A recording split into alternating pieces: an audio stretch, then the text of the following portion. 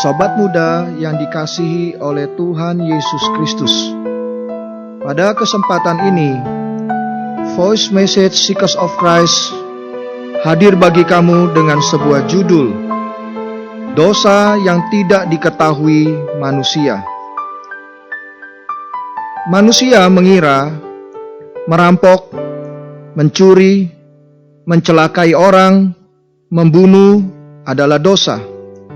Merampas, menindas, korupsi, menipu adalah dosa. Ingkar janji, lupa kebaikan orang, tidak punya rasa terima kasih, tidak setia, tidak menghormati orang tua adalah dosa. Semua dosa ini jelas kelihatan, diketahui oleh semua orang. Namun, masih ada satu dosa yang lebih besar daripada dosa-dosa ini. Malah tidak diketahui oleh manusia. Dosa ini adalah tidak percaya Tuhan Yesus. Tuhan Yesus berkata, akan dosa karena mereka tetap tidak percaya kepadaku. Tuhan Yesus adalah Putra Tunggal Allah. Orang yang menyangkal Tuhan Yesus berarti ia menyangkal Bapa. Sebab siapa yang menyangkal anak, ia tidak memiliki Bapa. Siapa yang mengaku anak, ia juga memiliki Bapa. Allah menciptakan manusia, memberikan segala sesuatu untuk memelihara hidup manusia. Tetapi manusia menyangkal Dia. Bukankah ini berarti melupakan kebaikan Allah dan tidak tahu berterima kasih kepada Allah? Sungguh ini adalah perkara yang durhaka. Banyak orang mengira dirinya adalah orang yang baik, bertindak menurut hati nurani, tak pernah melakukan perkara yang melanggar perasaan hati, tidak pernah merugikan orang lain.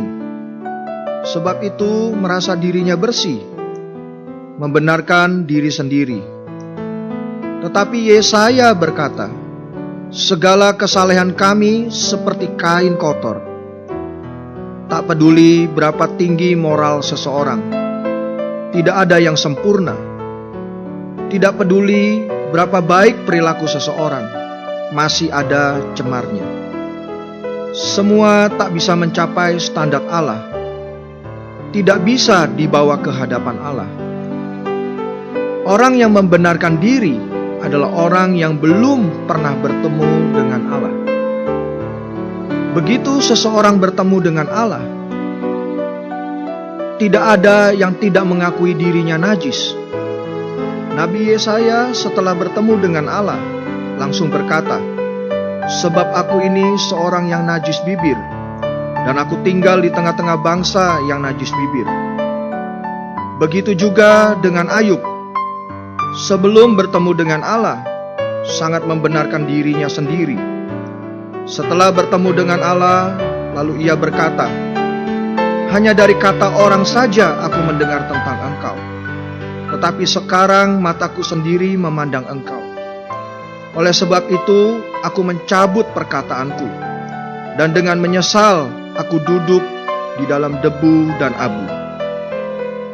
Hanya Tuhan Yesus Kristus yang mutlak tidak berdosa, tidak bercela. Hanya Dia yang benar-benar memenuhi tuntutan keadilbenaran Allah dan diperkenan oleh Allah.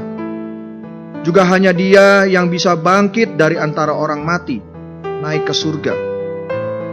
Tuhan Yesus berkata, akan kebenaran karena aku pergi kepada Bapa dan kamu tidak melihat aku lagi. Lalu pemazmur juga berkata, siapa yang boleh naik ke atas gunung Tuhan? Siapa yang boleh berdiri di tempatnya yang kudus? Orang yang bersih tangannya dan murni hatinya, yang tidak menyerahkan dirinya kepada penipuan, dan yang tidak bersumpah palsu. Dialah yang akan menerima berkat dari Tuhan dan keadilan dari Allah yang menyelamatkan dia. Ayat ini mengacu kepada Tuhan Yesus yang telah memuaskan tuntutan keadilbenaran Allah. Lalu Allah membangkitkan Dia dari kematian dan mendudukannya bersama di surga. Kebenaran manusia tidak bisa diperkenan Allah. Kebenaran Kristus baru bisa diperkenan Allah. Manusia berdasarkan perbuatannya sendiri tidak bisa dibenarkan oleh Allah. Kalau manusia ingin menegakkan kebenarannya sendiri, menolak Kristus, tidak bersandar Kristus menjadi kebenarannya, di pandangan Allah juga adalah dosa yang besar. Tidak sedikit orang yang hanya mengetahui mencari nama, keuntungan, dan kedudukan di dunia, terus-menerus terbenam dalam kesenangan dosa. Mereka mengira dunia itu manis, mengira dunia tempat mereka hidup, menikmati kebahagiaan. Namun Tuhan berkata, akan penghakiman karena penguasa dunia ini telah dihukum.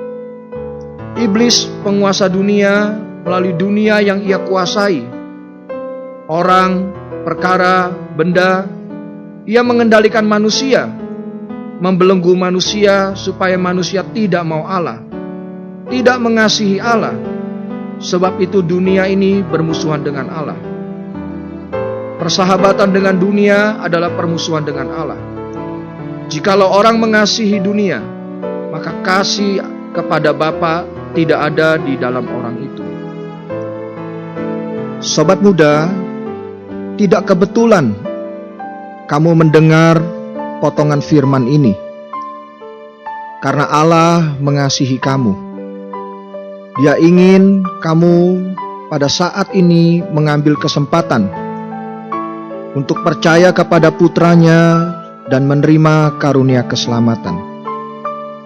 Bukalah hatimu dan berdoalah.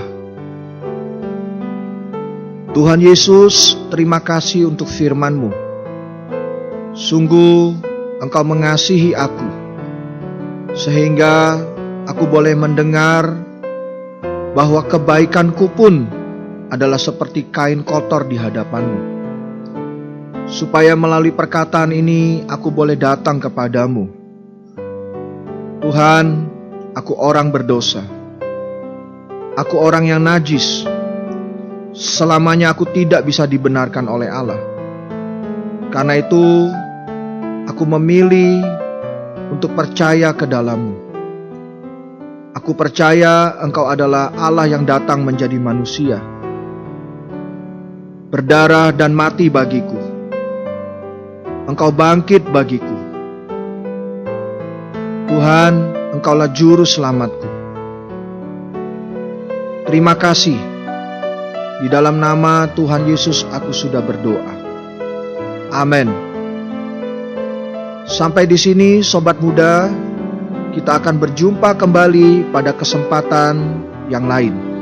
Tuhan Yesus memberkati kita semua.